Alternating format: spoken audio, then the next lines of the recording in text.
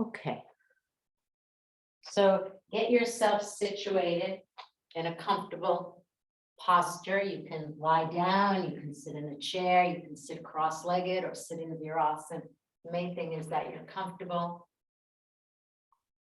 And then adjust yourself. Let's just spend a few, I haven't spent much time on the physical structure of sitting. So have your hands really where the top of the thigh and the pelvis meet, basically the root of the thigh. Because if the hands are closer to the knees, then the trunk pitches forward. And you can decide if palms up or palms down. Personally, I think palms down helps to ground through the posture. And if you're sitting as you are, Peggy and Virasana and Tony and Lana, then of course, Mary Beth, actually many of you are sitting in Virasana, then make sure the thighs are apart a little bit so that the abdomen and diaphragm can spread. And then make sure you're bringing weight to the baby toe side, the center of the shin. And especially because if you're sitting comfortably, wise to use a block, not be flat, and turn the inner knees to the outer knees. Those of you who are, many of you are sitting in Virasana, just sense, inherent in that Virasana structure of hero's pose is the compactness in the hips, more compact feeling than cross-legged. Although if you're cross-legged, you could do with a belt across the sacrum. And then again, bring your attention as you ground through the legs, bring your attention to the sides of the chest and sense that the sides of the chest actually start from where your hands are. So from the root of the thigh, ascend your side ribs. And then you can hook the thumbs underneath the armpits, move the back of the armpit chest to the front. Now do this in a way that doesn't move the chest forward, because we're going to be working a little bit on these chest openers at the beginning of the class. So you have to resist the frontal ribs not moving forward, right?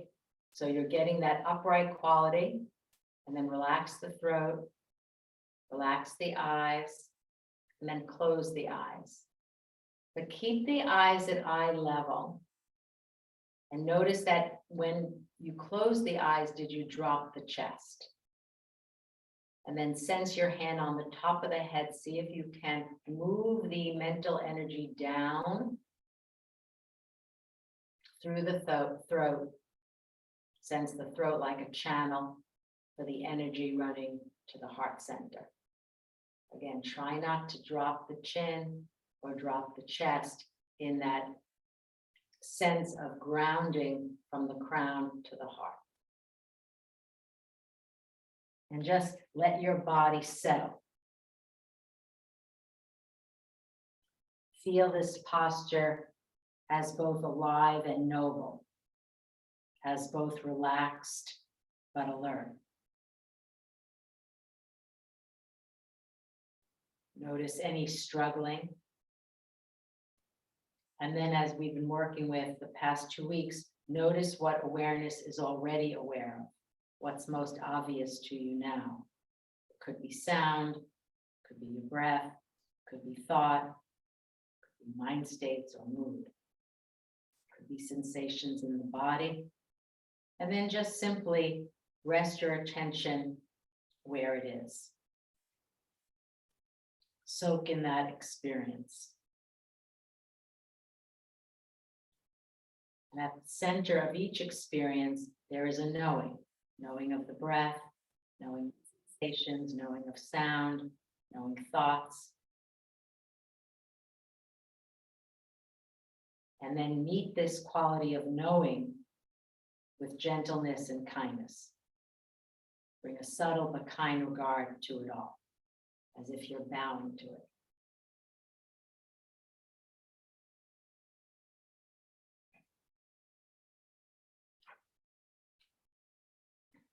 May I be a boat, a raft, a bridge for all beings to cross the flood. May I be a resting place for the weary. May I be medicine for all who are sick. May I be a lamp in the darkness for those who are lost. And may I do so as long as earth and sky and galaxies exist, until all sentient beings are enlightened. I vow to be here to serve them all. And then when you're ready, you allow your eyes to open and stretch out your legs. So welcome everyone. We're just going to do a little bit of chest work, chest opening work, and then related to some standing postures that we started a few last week. So what I'd like you to start with the baby chest opener. We'll do Paryankasan soon, but let's start with 2 blankets, and I want to show you how I'd like you to do this one. So have your blanket,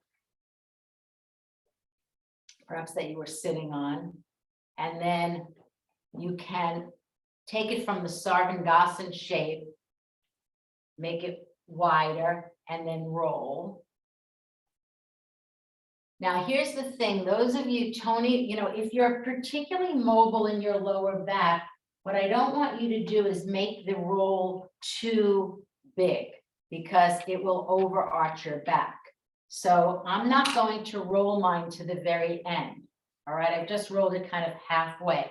And then I'm going to put some head support because I don't want the chin to be higher than the forehead. All right, so you'll see that my arms will fit between the roll and this spine supported head. So just watch, because I want everyone to come into it with bent legs first. So you're starting with bent legs. It's much easier on the back. The roll will catch your shoulder blades. Again, if you feel that when you go back and do it with bent legs, so if you were to do it with straight, there's a tendency to overarch the back more. And then my arms are between the blanket for my head and this roll for my thoracic spine.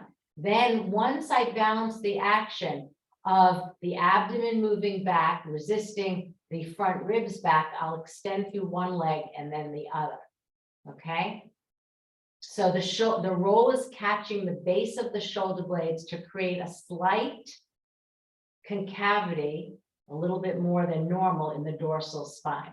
And then what I'd like you to do is take your hands, once you extend the legs, you could do it with bent, to the back of the skull, spread the skin, and then lengthen your cervical spine. So we often say the cervical chases the thoracic. All right, let's try it in that way. So a mild chest opener. See that the eyes are again on that slight trajectory downward.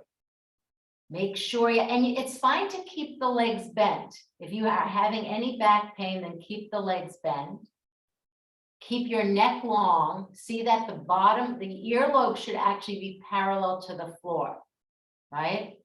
So you don't want the chin to be lifting and then the earlobe would lift. So adjust so that the back of the ear is parallel to the floor.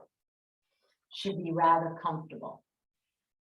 Those of you who have had back issues, then either keep the legs bent, or when you extend the leg with straight legs, have the feet like you're doing, Lana, mat width.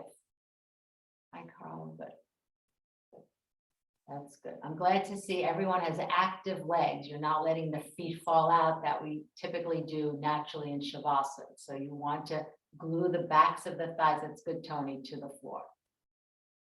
All right. Now in a moment, but not yet, so I just want to go through this. We're going to, instead of just take the arms overhead, we're going to make them first perpendicular to the floor and then extend overhead. So extend the arms up in the air. You can see your hands, spread the fingers, spread the skin of the palms. Okay, now keeping the upper arm, the humerus, plugging back into its capsule. Take the arms overhead. If you have a shoulder issue, Beth, if your arms bother you overhead, then go straight away either to Baddha Hasta or just take the arms back down. Yeah, do that. Okay. So now reach through the fingertips. So you can see that when the arms are overhead, it's harder to open the chest, albeit much easier, supine and supported as we're doing it now. So we're working on this action today.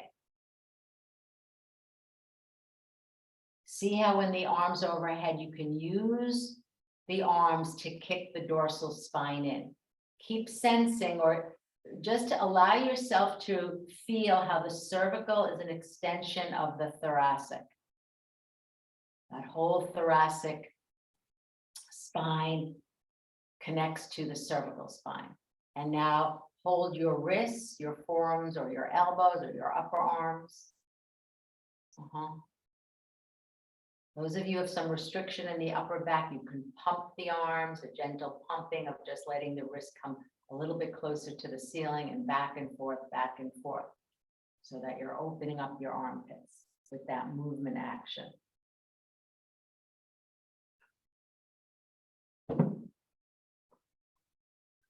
And then go back through straight arms. Beth, you can just not go through straight arms and change the cross. Okay. Keep the arms, when there's in Urdhva Hastasana, elbows firm, and then hold your wrists, your forearms, those of you more mobile, maybe the upper arm. But see that the elbows are in line with the shoulders.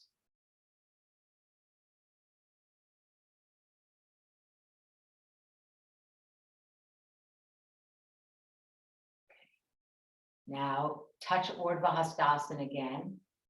Open the chest. Take the arms down by the side. Bend the legs and have the feet hip width apart. You could toe in, heel out. And as we did a few weeks ago, and if you remember, just swing the legs side to side. But do have the feet hip width apart. That's it. Back and forth just for the groins. The mild groin opener. Be a bigger one when we sit and do Paryankasana. Okay. So we mildly open the chest. You can feel how that sternum spread. You can feel it now. If you want to, you can put your hands on your sternum and spread the skin. Yeah.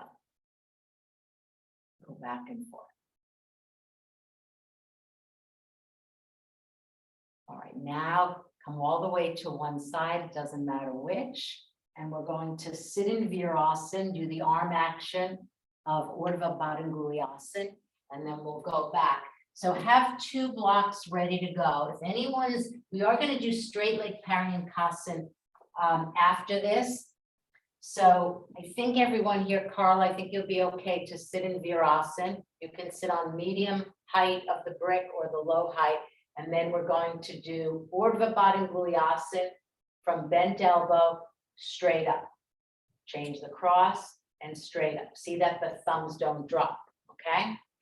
And then, of course, let me just show this so you don't have to get out and look at the screen. And then we're coming back after Virasana, can take the brick out, and we're coming into Paryankasana. Now, many of you know that in Paryankasana, again, if the chin is higher than the forehead, put a blanket on the block that receives your head. So have the other block nearby and blanket ready from the get-go, or you can have your setup like such, and then you'll sit in Virasana first. All right. See that the feet, see that your inner heel shaves your outer buttock. You're sitting between the feet on the brick. The brick can be low or medium. And if you know, again, if you haven't done Virasana or Supta Virasana and Paryankasana in a long time, over 2 weeks, you're likely to feel sensation. And now take the backs of the hands on the crown of the head, let the elbows part, find the shoulder blades flat on the back, because that's part of our theme today, finding the shoulder blades flat on the back. And now press the feet, press the shins, and reach up. Don't let the thumb side drop. That's it. That's good.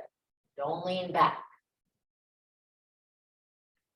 So sense, Lubna, that the top of your sternum is moving forward to the wall, but the arms are back. Arms, that's the mantra. Arms back, chest forward, arms back. And I know it's challenging, this posture, because it's so narrow. If anyone has restriction in their armpits, that's good, Lana. Now take the hands down to the crown. Yeah, Carla, let's see. Now keep the eye, don't drop the gaze. Keep the eyes at minimum eye level, if not slightly upward, unless it bothers your neck. Let the elbows part. Get those shoulder blades. So the shoulder blade that you felt a moment ago was flat on the back. It's true. It is still flat, but it's rotated slightly outward and upward. There's different rotations for the shoulder blades. Now reach up as you press the feet. I don't want the shoulder blades to move off the back. Yes. Now move the arms back, which is a moving along action, but the chest forward, the top of the chest, where you basically felt when you were palpating your sternum. Okay, now, good. Take the arms down. That's good, Peggy. Take the arms down. Now you can take the block out. If it's on the low side, you don't have to take up the block out, but don't be concerned if the buttocks are off the floor in Paryanukasana. Now slowly recline back to your brick. Take the brick. Remember that now the brick setup here is like this. This first one is for your upper back, your between the shoulder blades where you felt with the roll. Then the second one is for your head. It's a very simple setup. And then go back. Those of you who have a bolster, Lubna, put it on your thighs to ground them. It really makes it feel nice. Put the bolster on your thighs if it's available to you now. Okay, make sure, Peggy, that the chin is, yeah. Now, listen, do that same adjustment of the neck that you did a moment ago. So put your hands, that's it, the back of the skull. Now, first spread the skin on the occipital ridge and then lengthen away. That's really helpful. Those of you who do chair back bends, I would advise you to do that. You do that in Viparita Dandasana. Adjust your neck. Yeah, Nancy, take the head support. I know it's a trickier with the sponge. Now, Tony, watch the thighs. Don't let them splay out, particularly the right, but do let there be a separation between the thighs. Mary Beth, good. All right, now in the same, once you get situated, listen, Carla, and those of you who haven't come into the post, take your time. Take your time. Okay, now, I know it's challenging, especially if you don't have long arms, but make your upper arm and lower arm form basically a right angle with palms facing each other. Since the elbows are touching the floor, so it's low down, and even if they don't touch, it doesn't matter. Imagine you are pressing your inner elbows into the earth. Now open the chest. Now it could be that, if we had, if I could shuffle in 2 blankets underneath each elbow, that would help you pump the chest upward. Good, Nancy. Okay, now bring the arms straight up like you did earlier, perpendicular, first perpendicular, what we did earlier. Yeah, plug the upper arm back and now extend the arms overhead. Reach through the fingertips. Now, Beth, what I would say, anyone who has a shoulder issue, then I would build up support behind you. And actually, even if your armpits are tight, so Lubna, you might consider, at some point when you do this again, having 2 bolsters propping up your forearms. You know what I mean? Just shake your head if you know. Yeah. So that will encourage that staying in the Urdhva Hastasana. Yes, you can pump that way in that manner. Beth, go to Baddha Hasta at this point. Now, hold your wrists. Good, Tony. Hold your wrists, upper arms, or elbows. Good. Keep grounding through the legs. Yes. And I'm glad to see that if it bothered your knees, some of you are already in the straight leg, which we're going to do. Nancy, that looks good because, you didn't take too much support for your pelvis, which means that you really moved on quite nicely. Now reach through Urdhva Hastasana again. Good. Change the cross. So those of you who find it's challenging to keep the arms overhead in Paryanukasana. So what you could do is next time you do this, and I'll show the setup, for many of you would be helpful. It's not just for a shoulder issue. In fact, I probably would avoid it if I had a shoulder issue, but it's more for someone who is restricted in their armpits. All right, now to come up, place your hands in the arches of the feet, lead with your chest. Good. And then stretch out your legs in Dandasana. So we're going to go back and do supported Paryanukasana straight leg, but I just want to show this because I think many of you could benefit from this setup. I haven't done this setup. So you sit back into Virasana. You recline back. The first brick belongs to my thoracic. I go back and then my arms are supported by the bolster. It really helps stay in that arms overhead stage when you have something, did you see Lana, Lubna? When I had something under my forearms, Lana, you were pumping and that's fine. And also that decentralization helps. But the support of having the lower forearm supported really helps. Okay, now you're going to do straight leg Paryankasan. So Nancy, it didn't look like you had much support there. Nancy, I think, had just one thin fold. Some of you will find with straight legs, it's hard to recline back to get that overall arch because now the legs of the lever of the legs are longer. So I took a Sarvangasana shape blanket, folded it, and I'm putting my pelvis on it. Watch, I come into it again with bent leg. I go back, and now, you know what I would say, Lana and Lubna, you can have this bolster setup. This will take the arms overhead, so you might as well get it. All right, and then dig in. We'll do this again, this, and then overhead. This will be challenging to get the arms overhead when the legs are extended. So, you know, as we change the variables, it's harder to open the chest. This is the hardest one with the legs straight. If your back bothers you, keep the legs bent or add more support underneath the pelvis. Yeah, you might have to bring it back, Carl, in that way. Yeah. Put the head support. And then if you wanted to take the arms overhead, Carl, you could get 2 bolsters.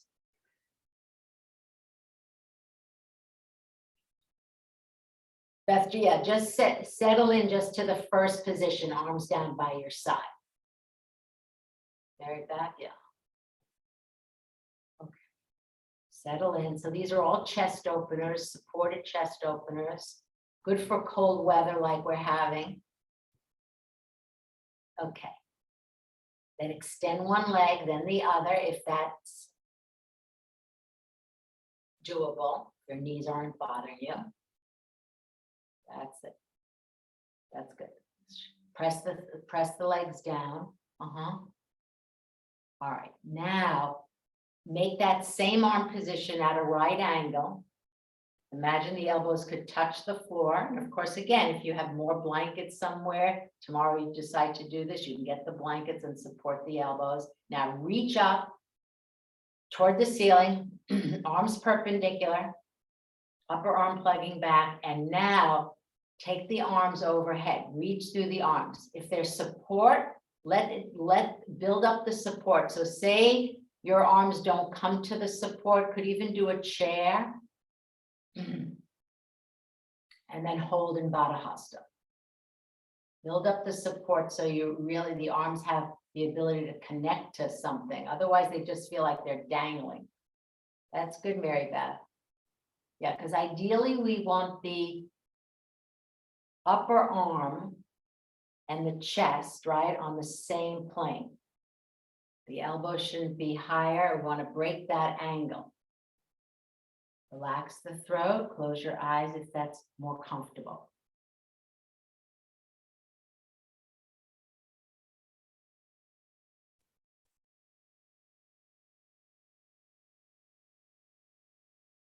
Okay, now stretch through Urdhva Hastasana and then change the cross back to Baddha Hasta, the other cross. If you find in Baddha Hasta the elbows are higher than the shoulders, then go and hold your fingers or your wrists.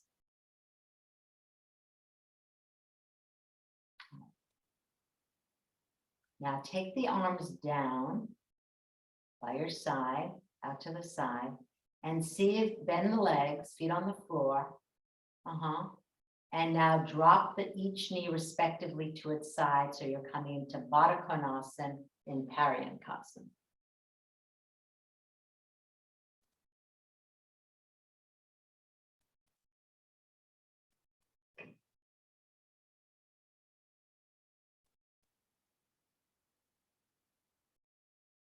Okay, now stretch your legs out, extend through the inner heel. Good. All right, now bend the legs to come out and roll to the other side, and then up you come.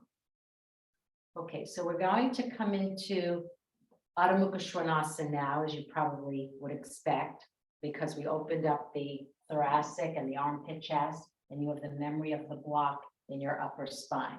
So Elaine, I think for this one, because we are going to do a short timing for down dog, why don't you do Prasarita Padottanasana, wide legs, concave stage only. So in dog pose, what I'd like you to do is, having the memory of what you've just done for about 20 minutes or so, come up on the balls of the feet and take the root of the thighs back as you bring the heels to the floor and kick the dorsal in. If you feel you have an angle between your upper arm and your chest, then do the pumping action to bring the thoracic spine in and to reduce that angle between the upper chest and the upper arm, okay? All right, so in that manner. You'll feel good on your knees having been in the flexion position. You can start from an all four, from Tadasana, Mary Beth, it's fine. Beth, and then after this, you could do Prasarita Padottanasana with wide legs.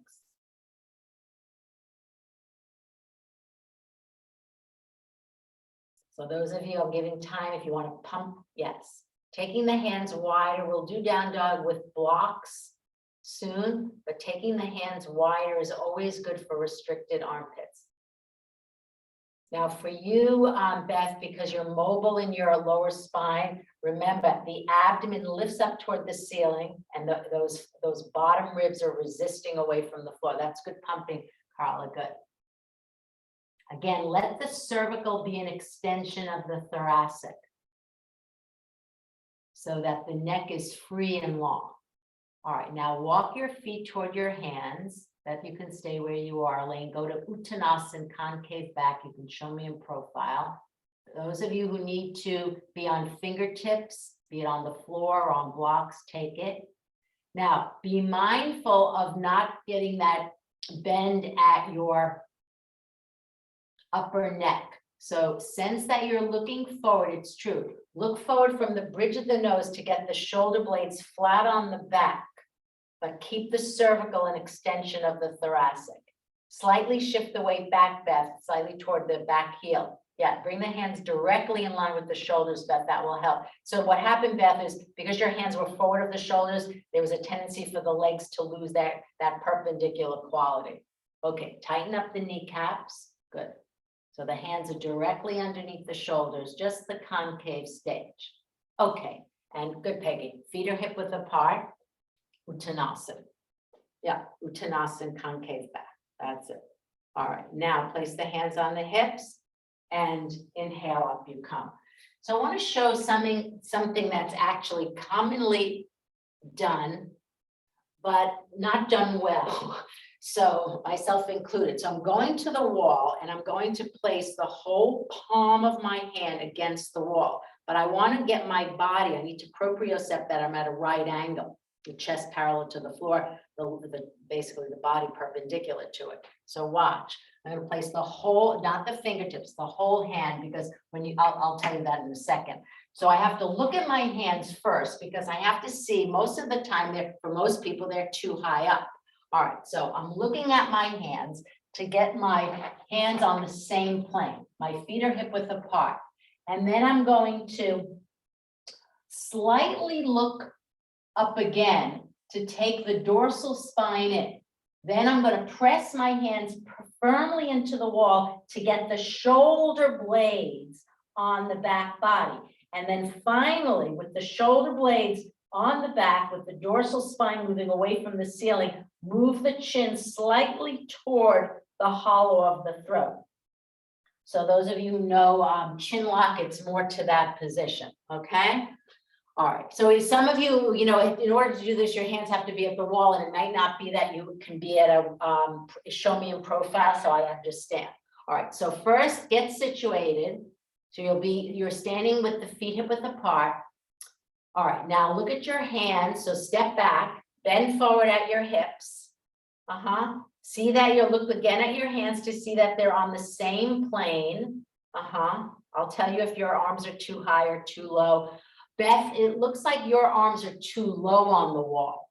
So let the arm, yeah, it looks, at least from my angle.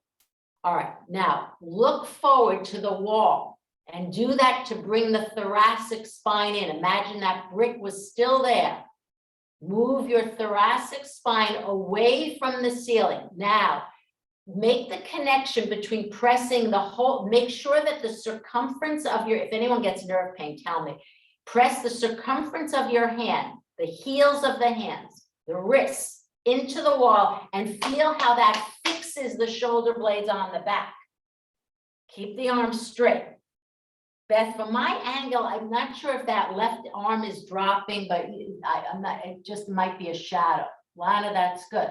And now with the shoulder blades flat, with the thoracic spine in, moving in to the back, lower the chin toward the hollow of the throat. Lower the chin toward the hollow of the throat. Keep the neck long. Okay, now duplicate all those actions. Elaine, you can repeat that. And Beth, same thing if you're not, or you could do the Uttanasana dog pose if you want, or dog pose with the chair. Now you're going to take the bricks. So the bricks will be like the wall. You're going to put the heel of your hand on the bricks. So I have the heel of my hand right off that brick. And I want to get the same action. So you could start from Tadasana, but I think it's easier to fix the heel of the hand on the brick. I'm hooking my thumbs on the inner edge of the brick. And now once ago, I go up in that same manner. And then again, I'm moving my thoracic spine in. I press the hand to fix the shoulder blades flat on the back, and I come into the pose. All right, and then we're going to stay a bit. All right, so get situated. Those of you who are not, you could do dog pose with the hands on the chair, Beth, as you're doing, or go back to, I found the Uttanasana at the wall so helpful to get the palms on the wall. Peggy, step back a smidge. All right, I want to stay a bit. So I know some of you haven't come into it yet, which is fine. Take your time. We're staying about 2 minutes. Mary Beth, that's good. Now, observe yourself from the side and see that there's no angle. So the shoulder blades, if there's an angle, that means the shoulder blades are moving forward and coming off your back. Press this whole thing was about pressing the heel of your hand down into the bricks. Yes, Carla. And then move the thoracic spine in and let the head drop. Let the head drop. Many of you have seen in Light on Yoga, Mr. Iyengar's head is down on the floor. Now stay.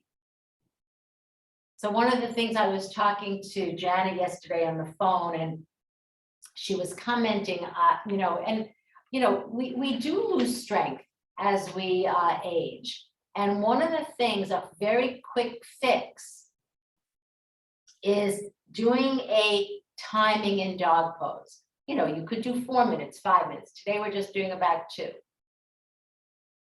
Well, you have a helper there, Lana. That Papa. All right, move the thoracic spine in. You could do this at the wall too. Okay, that's it, Nancy. See if you can just stay, not with the sense of holding the pose, but evolving your pose. Evolve your pose. Reduce the angle between the upper chest and your upper arm. If you need to come out, of course, please do. But it'd be interesting to say tomorrow you decide to do this again.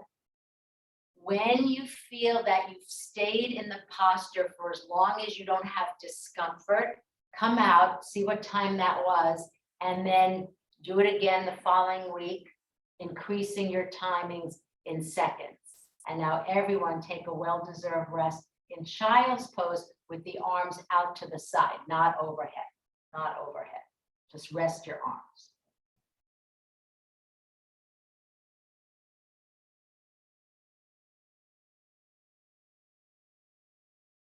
Okay, now Moving along from this is naturally full arm balance. So I'm going to spotlight Mary Beth, because I know she does it, and inspire you to perhaps do this. But if this is not in your repertoire today, don't worry, I'm going to show you alternately what to do.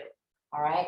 So I'm going to spotlight Mary Beth because we haven't done this in quite some time.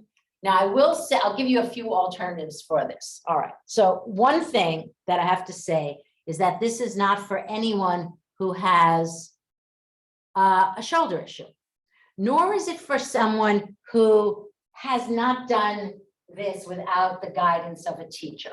Okay, so, if you're kicking up for the first time, probably not the best time if I'm not there. All right, so watch.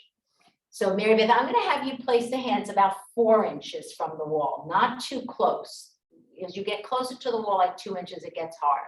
So basically this is, I'll just show you the evolution of this has been that you've been doing dog pose for a few years, timings as well. All right, so she keeps pressing the hands down and she walks in. All right, as she walks in, the upper spine has to resist away from the wall. Then she bends once and then throw the leg up. Just throw it up. Use the breath. Good. And then once you're up, you press the hands down, go up through the inner arms. Now walk the heels, although I can't see them, Mary Beth. Slide the heels up at the wall so that the buttocks don't drop. Good. Now to come out, press the hands, keep the elbows firm, and then take one leg down. You don't have to do it as well as she's been doing it. That's a moving along what she's doing. That's almost like Kapata. And then come down. So you just basically step down. All right. So that's for some of you, who've been doing this, quite regularly. But this is what I would advise. Thank you, Mary Beth. If you haven't been doing that, although I do want to plant the seeds for doing that, because as many of you know, this pose only gets harder and harder. Mary Beth, are you, let's see, did I take you off?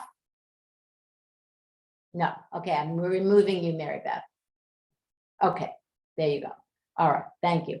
Thank you very much, Mary Beth. All right, let me get everyone in gallery view, which doesn't seem to want to go on. Okay, so you can see me, I'll fool around with that later. So this is what I'm gonna have you do. You'll go back to the blocks.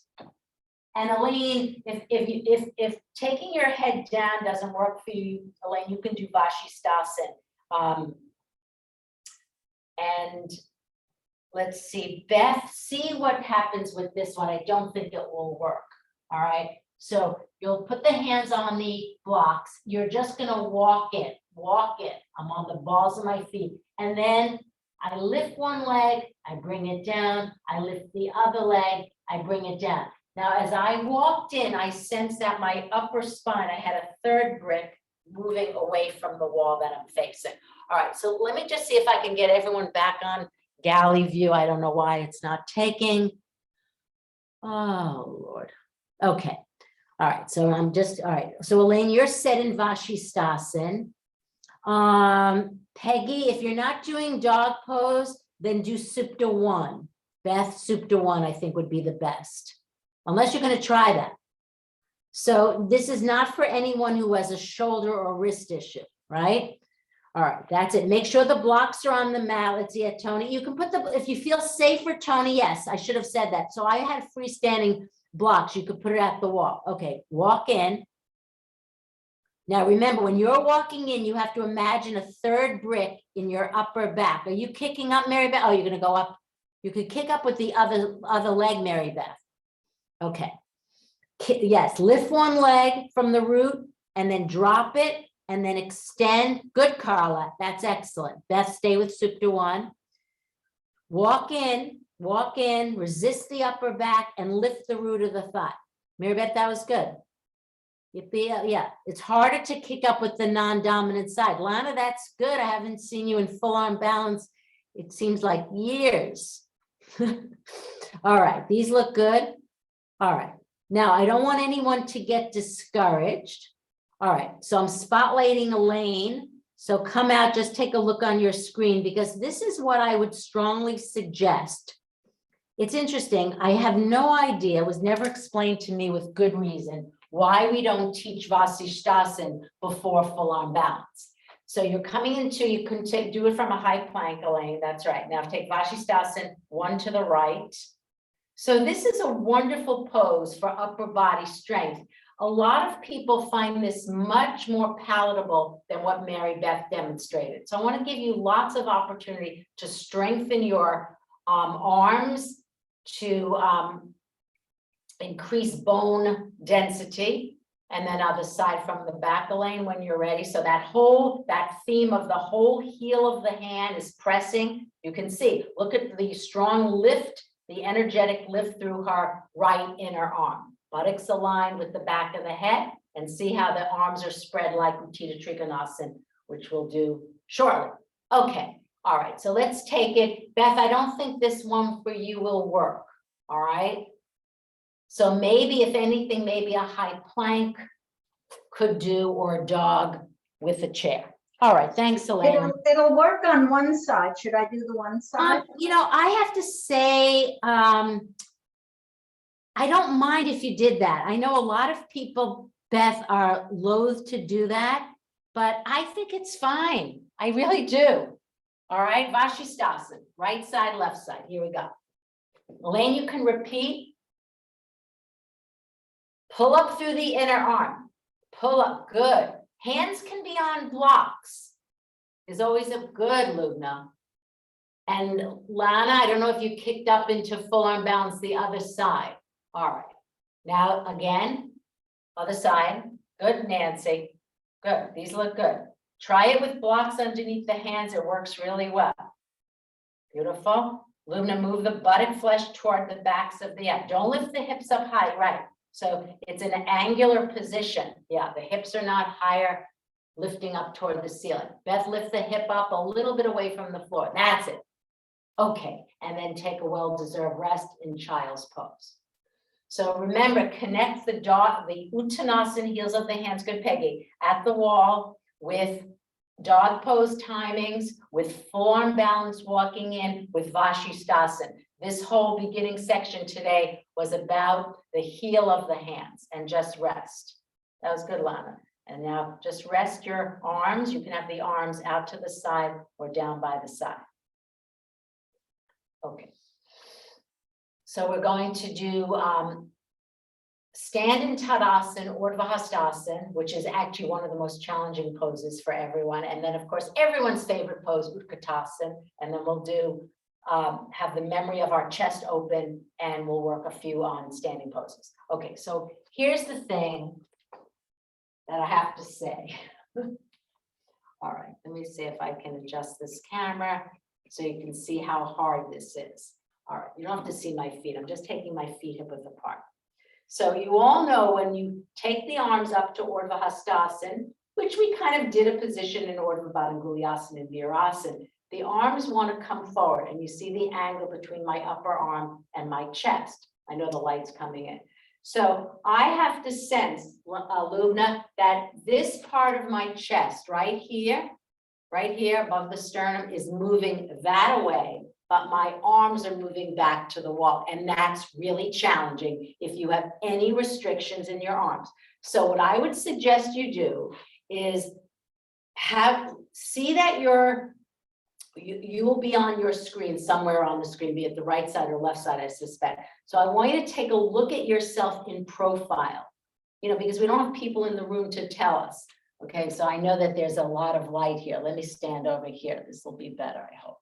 Okay, so when I take my arms up, my thighs have to move that way. My arms have to move back that way. And my chest, my sternum, the top shelf of my chest has to move this way. This is rather challenging. Now, you can swing the arms forward. And this is why we did a lot of this action today, where the arms were perpendicular to the floor, now they're parallel to the floor, and then reach up. Now, some people find working with movement helps, but notice when I work with movement, I'm not taking the thighs forward. I could spend the whole day on this pose, right? So can I see that? All right, stand in profile, make sure you can see yourself. Carla, that's good. The Tao will help, Carla.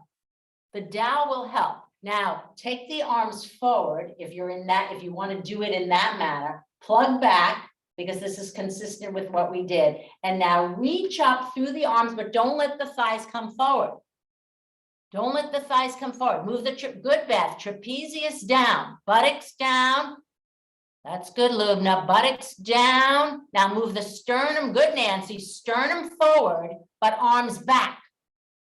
Those of you who are a little bit looser in the arms, Beth, get the compactness at the outer armpits. Okay, now take the arms down and repeat. Peggy, can you adjust the camera just a smidge so I can see more of your shoulders and neck? And then I want to show you something that might help. Okay, let's see it again. Interesting. That's good, Lubna. That's a good thinking, but I have something that this might help as well. Thighs back, arms up. Now, challenge yourself. Don't move the thighs forward. Take the chest forward, the arms back. It's not easy. It only gets harder. Don't let the trapezius, good, Peggy, don't let the trapezius ascend. Trapezius moves down, neck long, eyes soft. Okay, now just try this. So one of the things we have to think about, and I had mentioned it, is the trapezius. The trapezius for most people is rather weak, rather weak indeed. So maybe you have gone to PT for your shoulders. They give you an exercise called wall slides to strengthen the trapezius. So let me explain to you. I'm sorry for this light coming in. I'll have to put some, well, I'll have to put a bolster there on this slot. All right, so just watch. I think you can see. So I'm taking my arms. Remember this that we did in Pariankasana at a right angle. I'm standing about 9 inches away from the wall. And I can see my palms are facing each other and they're basically at my shoulder height. And then watch. I'm sliding, wall slides, the arms up at the wall. When I reach the full range of motion, then don't sense that you're lifting the shoulders up, but rather lifting through the fingertips. And that will take about 5 seconds. So again, arms at a right angle, palms facing each other, press the feet, wall slide the arms up the wall. When you get to the end range of motion, reach through your fingertips. That's probably a 5-second hold, okay? So do 5 times these wall slides to strengthen the trapezius, which will be interesting because it makes full arm balance, Mary Beth, much easier. Vashisthasana, start with the arms at a right angle. Yes, be fairly close to the wall, then slide the arms up at the wall with the palms facing each other. When you get to the palms facing each other, when you get to the end range of motion, reach up through your hands, through your fingertips. Good, Nancy. Yes, it'll feel like your shoulders are lifting. They are. Okay, and then go 4 more in that manner. Wall slide to strengthen the trapezius. There are other exercises that physical therapists give to Nancy, it's good. I get to see the place. And down you go. Do 3 more in that manner. So have the hands in line with the shoulders, palm facing, slide the arms up at the wall, full range of motion, and then 5, 4, 3, 2, 1, reach through the fingertips. Okay, 2 more times in that manner. Now, of course, the physical therapist will tell one to do this, 10 times, working up to 15 times, working up to probably 20 times. Okay. All right, now take the arms down. Again, you can show me in profile, stand in Stamasthiti. Take the arms up to Urdhva Hastasana. And now bending at the knees, bend at your hips and form Utkatasana. Keep the trunk, good, Beth, upright. Now don't ask yourself, well, why is it that the arms come forward, want to come forward? You're bending at the hips. The arms want to come forward. So again, arms back, chest forward. Arms back, that's good, Carla, chest forward. Now come back up and repeat 2 more times, Utkatasana. So the arms want to come forward because you're bending at the hips, but resist the arms back. That same action. Okay, Beth, that's good. Remember, those of you who are a little bit more flexible in your lower spine, resist the bottom ribs back. Good. Arms back, chest forward. And then up you come. All right, now take the arms down. We're going to do 2 of the 3 poses, standing poses that we did last week. We'll add Virabhadrasana 2. If you remembered last week, so building from week to week, I taught it on a diagonal. If that was helpful for your hips, then repeat that. Otherwise, you can do it in the classic position. So watch what we're going to do. We're going to do Trikonasana to the right, Virabhadrasana 2 to the right, and then Utthita Parshva, which we worked on a lot last week, to the right. And then we'll do the same 3 to the left, okay? Know that you might have to adjust the feet. When you do vinyasa, you have to work quickly. So it's not like you don't know these poses, so you're bringing that awareness. You've been in these poses a gazillion times. Lubna, that's good. Tony, good. Tony and Lubna working on the diagonal. Anyone who can work on the diagonal is fine. Okay, Utthita Trikonasana to the right when you're ready. Take it. Legs are straight. Remember, so we're doing this now. Why? Having done all those chest openers, can you find the chest opening now? Revolve the chest away from the floor. The arms should spread like wings now, having done all that arm work. Okay, now come into Warrior 2, where the chest is perpendicular to the floor. Right leg is at a right angle. If you need to back up with the back leg, do so. So now when you have the chest perpendicular to the floor, perpendicular, straight upright. So Warrior 2 is this pose, just so that I'm clear. Warrior 2 is this. All right, not that, yeah, Warrior 2, and then Utthita Parshva to the right. Same to the side. Place the hand on the inside of the knee. Remember what we talked about last week. That's good, Nancy. So fill in the space between the right side of your rib cage and your inner thigh. You needed a block, fine, or you can just lightly bring your fingertips to your ankle or shin. Good. Now come up to Warrior 2, hit Warrior 2 on the exit. Okay, and now slowly come up. All right, let's do it again. We'll do it a slightly different way. Watch. We'll still go to the right. We'll do the left soon. So we're going to Utthita Trikonasana to the right, Virabhadrasana 2 to the right, Utthita Parshva to the right, Virabhadrasana 2 to the right, and then coming from Virabhadrasana 2 to the right, back to Trikonasana, bend to straight, okay? All right, let's try it again. Appreciate, and then, just put your hands on your armpit chest. So we're doing, you can do standing poses specifically for an organic part. Do it for the chest, okay? All right, here we go. I'll call it out. Jump or step the feet wide apart. Utthita Trikonasana, you can do, of course, can do on diagonal to the right. Virabhadrasana 2 to the right. That's it, Winnie. Now you have it. Good. Utthita Parshva to the right.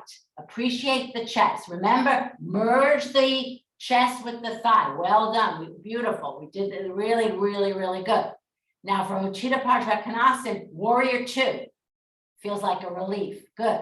Now press the feet, draw up from the outer knee to the hip, come back to where we started, Utthita Trikonasana. Well done. And now press the feet, inhale, come up. All right, other side. Those of you who did diagonal on right, do diagonal on left too. Seems like a lot of you like the diagonal from last week. So this is why, building on week to week really helps the learning curve. All right, so here we go. Diagonal or not.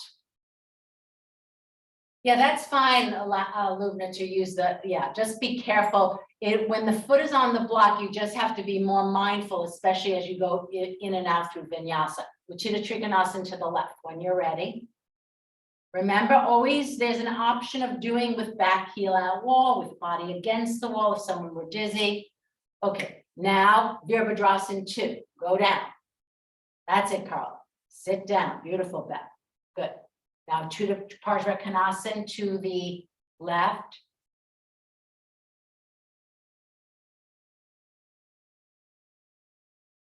And now inhale, up you come. All right, now we're doing that second time. Trikonasana again to the left.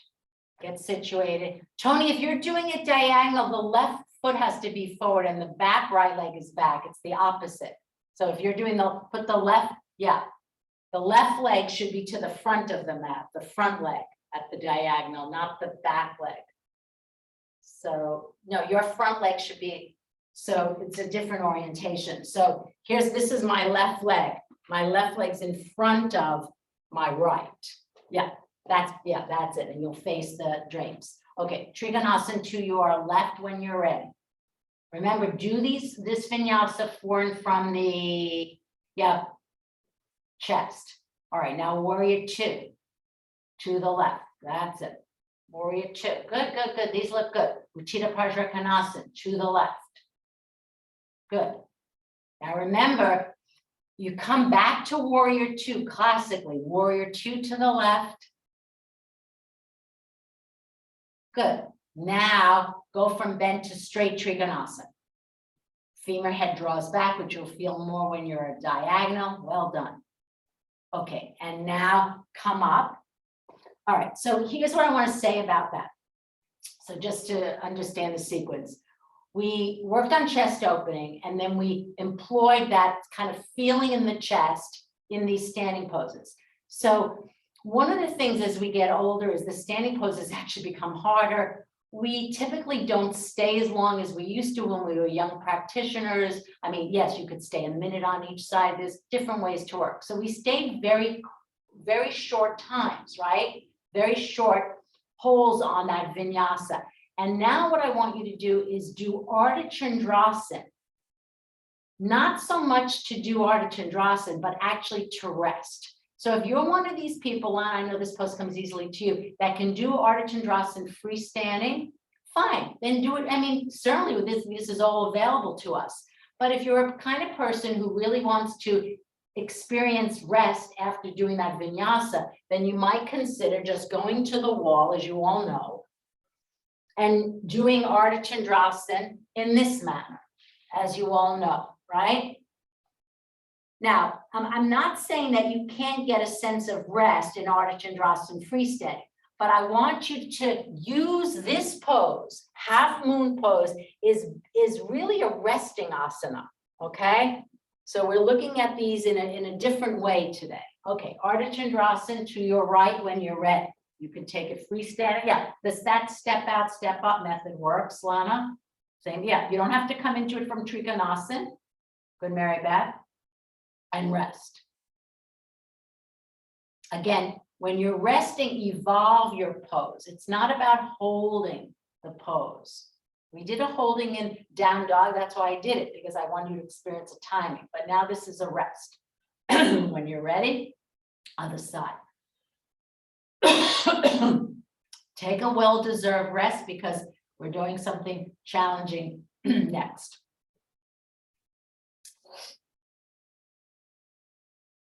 Remember that. That's good. Good. Best, same here now. The buttock is behind the heel. Slightly shift the weight forward. No, yeah, you a little more, a little more. That's it, right there. Now the leg is perpendicular. Now, Mary Beth, raise the, that's it. Okay, good. Now, just in case you didn't experience a rest in Ardha Chandrasana, take resting Uttanasana. Or you can even support your head with 2 blocks, resting Uttanasana. So Uttanasana, the feet are hip width apart. That's it. That's it, Carla. Hold the bricks. Yeah, the high brick and then the medium might work. Good, Lana. Good. I'm going to spotlight Lana. So actually, I think I changed my mind because we haven't done this in so long, it seems. You know, it's odd. We meet together twice a week, and yet there are still so many. It feels like, you know, there's still so many things I feel we haven't done.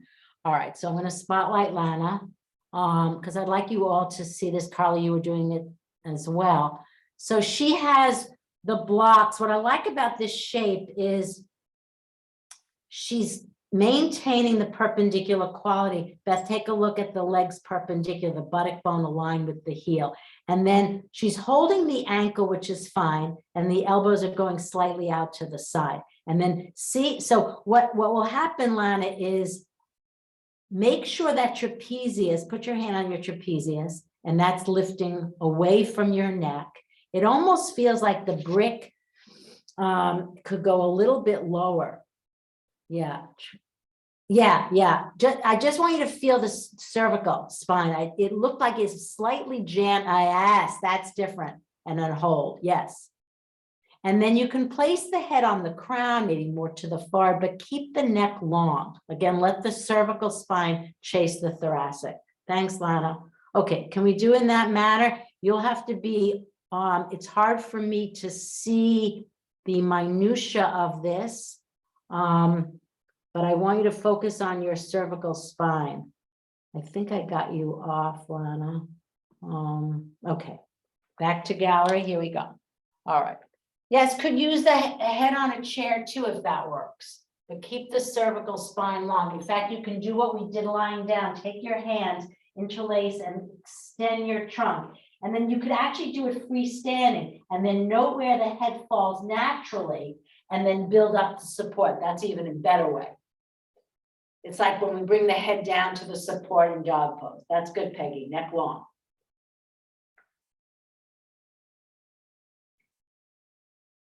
That's it.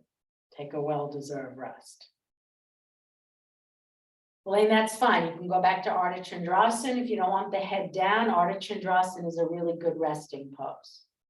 All right, now we're going to do something a little unusual. We're going to do Warrior 3, but today we're going to take the arms up because that's been our theme, Urdhva Hastasana. And then you're going to move the chest and arms forward as you lift the left leg up. Sorry, I got the bolsters in my way there. All right, so this is challenging. And everything that we did in Urdhva Hastasana now comes together and then some. So it's like Urdhva Hastasana on steroids. So you can show me in profile. So we're doing Warrior 3, but not from Warrior 1. Okay, that's how it's traditionally taught, classically taught. All right, so you can stand in profile, reach up through your inner arms. Now remember the mantra, chest forward, arms back, chest forward. Now, you're going to press the right foot down, draw up from the right outer knee to the hip, bend at the hips, reach your trunk forward, extend the arms forward and raise the left leg up. Make your body parallel.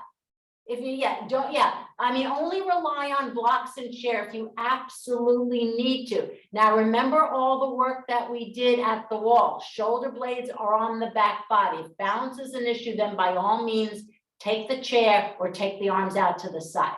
Okay, release. All right, let's repeat that. This is tricky. Don't feel like you have to hold it.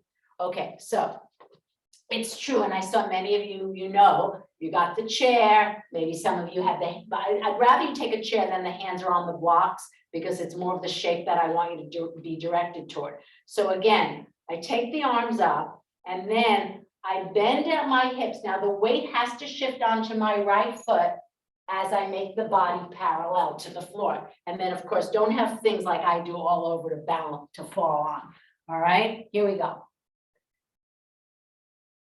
If you need the chair, right, hands can also reach out to the wall, although the measurement's tricky. Now, Beth, for you, once you get in that posture, lift the abdomen up. Carla, let me see, but get the, and then arms a little bit slightly down. If balance is an issue, yes. Now, Lana, lift the leg up, yes, and take the shoulder blades away from the ceiling. Carla, that's good. All right, now try it in a different way. This will be a little bit easier. So we were going from bend to a little bit easier. All right, do it this way. Come into the transition where the arms, where the front leg is bent, the arms are out, and then shift the weight onto the left foot, reach back with the arms and take Warrior 3. All right, I gotta clean up this room. All right, here we go. Bring the chest onto the thigh. Right leg is bent. Arms are out to the side like wings. Now, simultaneously extend the trunk forward, but reach backward with the arms. It's much easier to get the balance. Reach back, fix the shoulder blades. Nancy, take the arms down lower so that they're in line with the hips. Yes, The arms in the backward position get, Lana, this is so much better. The shoulder blades are fixed on the back. So you can see the whole, on a subtle level, this whole sequence is about fixing the shoulder blades on the back. And when the arms are overhead, it's much harder to do that. Okay, change sides. So start in the transition. So the transition from warrior 1 to warrior 3 is this position. All right, then you extend the arms back, shift the weight onto the left leg and reach out, okay? All right, here we go, last and final. Beth, this is much better when the arm, yes.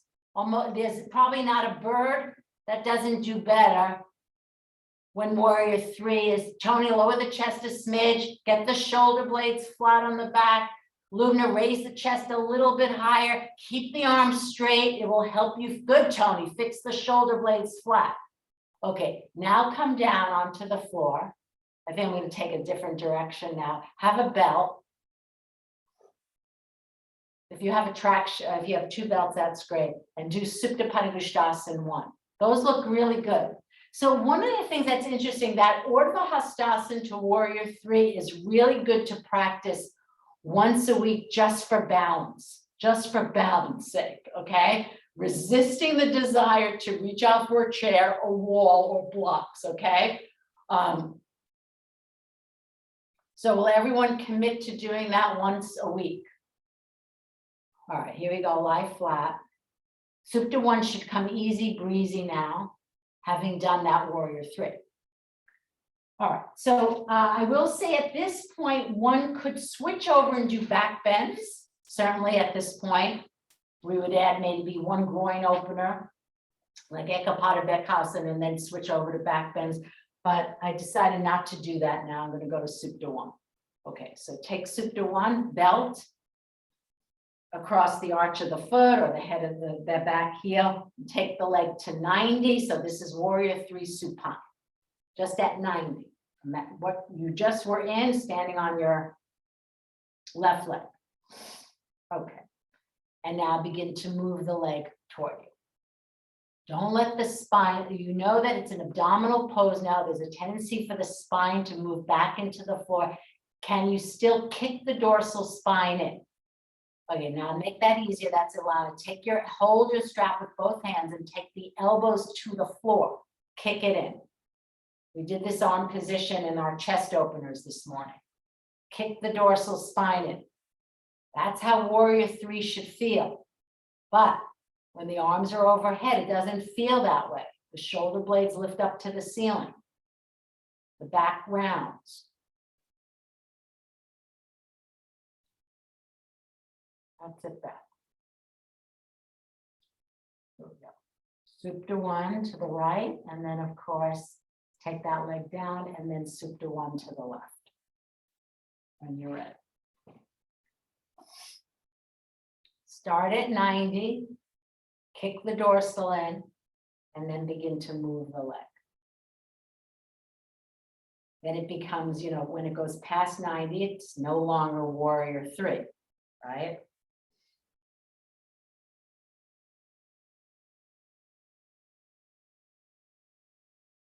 And then as the leg, especially for you, Beth, where the leg is, moving onto the chest, remember to kick the dorsal spine in.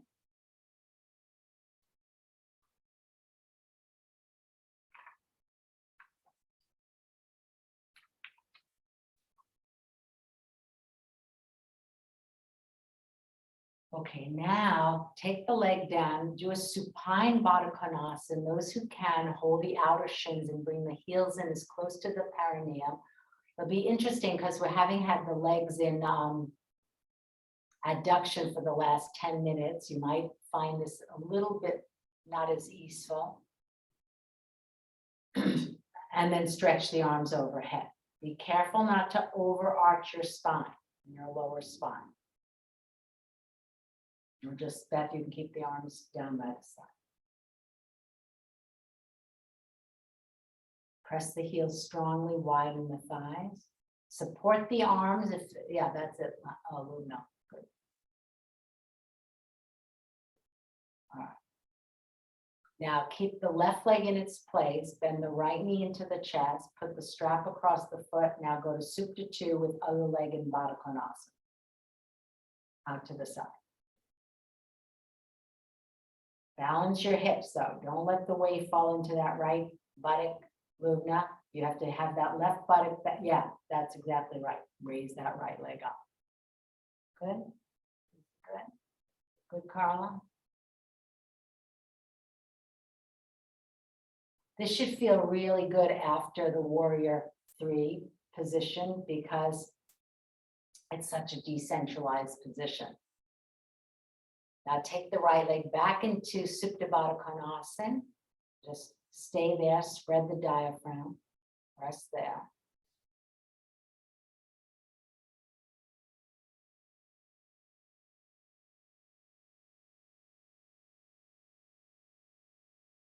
And then keep the right leg in Baddha Konasana, take the left leg into Supta 2. Remember, start with even weight across the buttocks and then take the leg out to the side. So don't let that left buttock become heavy. Balance evenly. Might not get as close to the floor, but so be it. And then look at the foot so that it's parallel. So Peggy, yeah. So just the baby toe side of the foot should be parallel to the floor. All right, now bring the left leg back into Supta Baddha Konasana. Rest there. All right, now when you're ready, roll to one side and do Upavishta Konasana. Legs out to the side.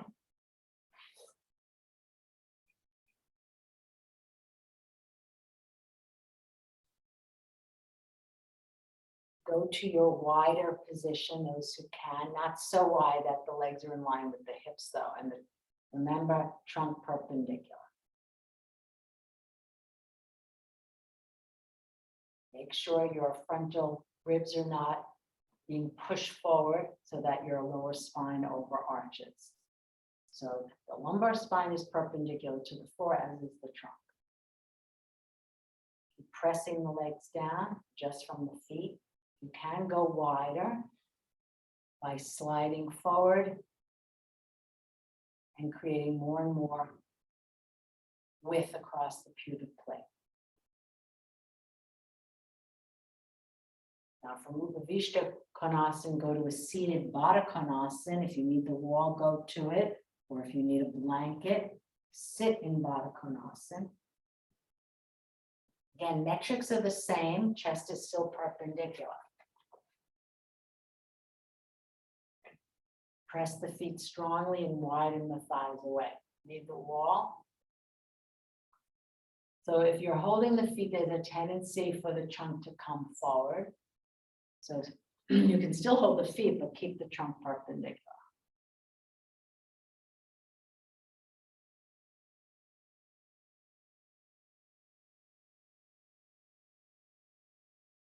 Okay, now stretch out your legs.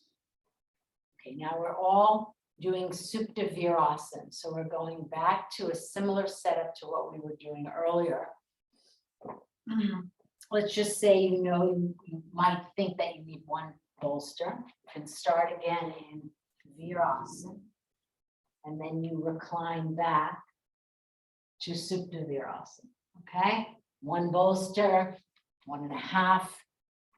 2 bolsters. It should be you need probably less height than you think at this. So it's interesting. I remember being I was taking a class and a student said to the teacher, we always do Supta Virasana at the beginning.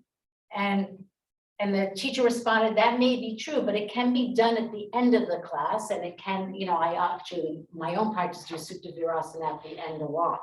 Okay, so people often think of this pose as being done early on. Not necessarily so. Okay, take what you need, Carly. Yeah, get situated. Remember the head support so that your chin is not lifting. Take all the time you need. Make sure the setup is not right up against your buttocks. There's a little, very bad. That's hysterical. Yeah. Okay, and then go back. Should be a rather restful. So again, you know, at the very beginning of the class, we were actively opening the chest. Now, I want you to put your hand like tiger claws at your sternum, spread the skin with your fingernails there, with your fingers, spread it apart. But let it be a more subtle opening. So back to this chest opener, but should feel rather different than our very first Paryankasan or rolled up chest opener. See that you're extending through the inner arches. I know the heels want to collide inward, bring weight to the baby toe side. It's helpful to have a bolster on your thighs, especially when you want to feel that more, when you don't want to feel like you're actively opening your chest, but rather let the chest opening come from pressing the shins and feet down. And the bolster will help. Or just putting your hands, if you have long enough arms, on the roots of the thighs. Go back.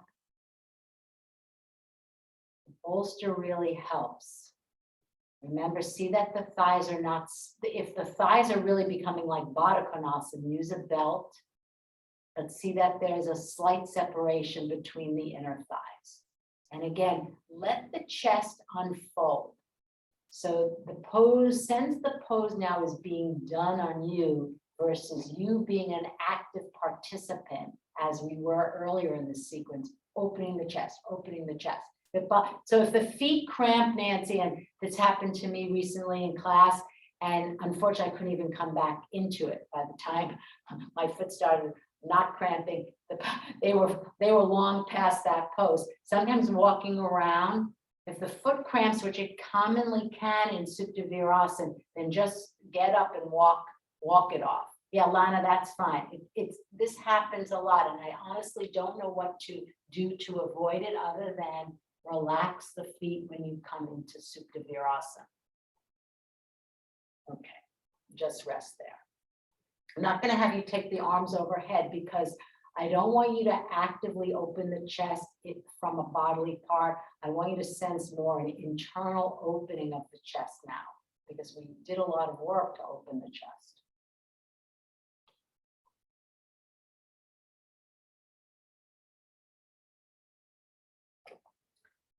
And then we'll stay about 30 seconds longer. We'll stretch out the legs, and then we'll do a bent leg Shavasana with the lower legs on the seat of the chair. I think that will feel nice for the pit of the knee. So remember, when you come up, do stretch the legs out, and that's a healthy action for the knees. And then you'll get your lower legs for the seat of the chair. If the chair is not nearby, you can use a bolster underneath the knees. If you want to stay a little bit longer, those of you who have settled in, some of you Illumina look like that you're comfortable, then by all means stay. That same thing. Can stay a little bit longer. Okay, yeah. Yeah. Have the lower leg fully, fully supported. Yeah. So Winnie, back up so more of your lower leg is on the seat of the chair. Move to the feet, like you can hook the feet underneath in that hole there. Yeah. Bolster is also helpful on the high side, Nancy. You can use the strap as you've done. Beautiful. I'm going to spotlight Nancy because this is a setup that's really, really, it's a little bit, she does it quite easily now, but I think I showed this some time ago, but Nancy seems to have gotten to use this. So she's taking the belt and she's hooking it up to the bolster on the tall side. And this really is nice for, it's given in back therapeutics. So you can see the bolster with the belt on at the root of the thigh is moving her whole lower body toward the joint of the chair. And you can really feel, you can see in her chest, there's that lengthening of the lumbar spine away. Now she gets into this, she rigged it up quite easily. You might find on the first time that it's a little bit more difficult, but practice makes perfect. Thanks, Nancy. All right. So just to give you, again, more tools for your toolbox, it's particularly helpful if you have lower back pain. And those of you who have like a lot of alacrity with your props will probably find this helpful. And just relax, that's good. See that you have head support. So that once again, one of our sub themes for today has been the cervical spine and extension of the thoracic. Don't let that upper thoracic spine, even in Shavasana, sleep on the floor. So that is a slight concavity. Remember the blocks between the shoulder blades. And dog pose, that memory of the brick. And once again, just settle down. Sense the earth below you, holding you, supporting you, nourishing you.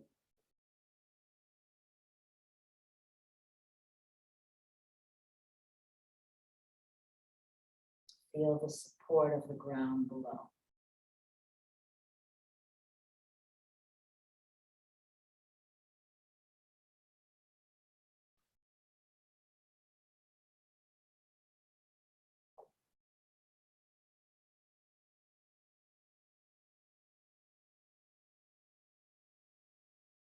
If your mind feels unsettled, I don't think I showed this, I meant to, put a blanket, you can fold it and put the heavier portion, maybe that where it's a double fold right up against your forehead.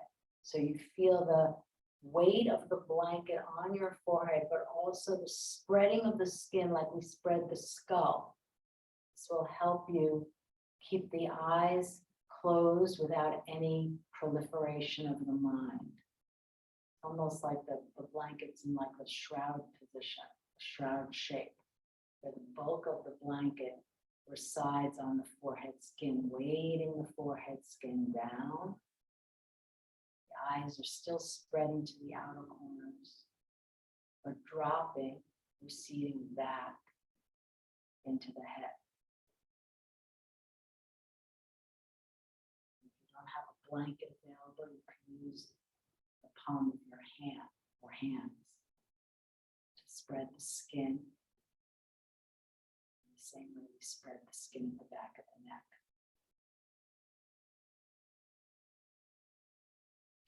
Particularly wise to do if you're prone to headaches.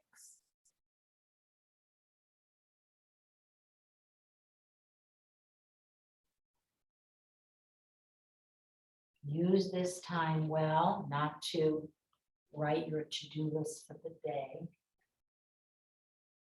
but rather to deeply relax your body and your mind. Think of it as a gift that you're giving to yourself.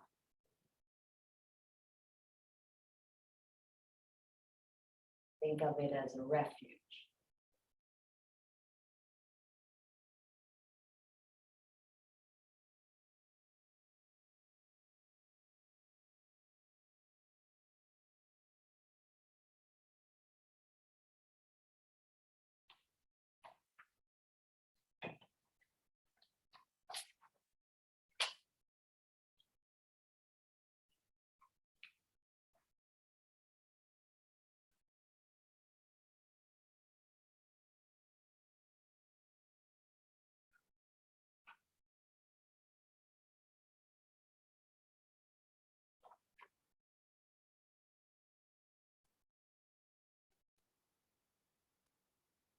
You want to transition to your upright position and just sit for a moment or two, that's fine. Otherwise, you can just stay where you are. Enjoying your own breath as it is. Enjoy being home.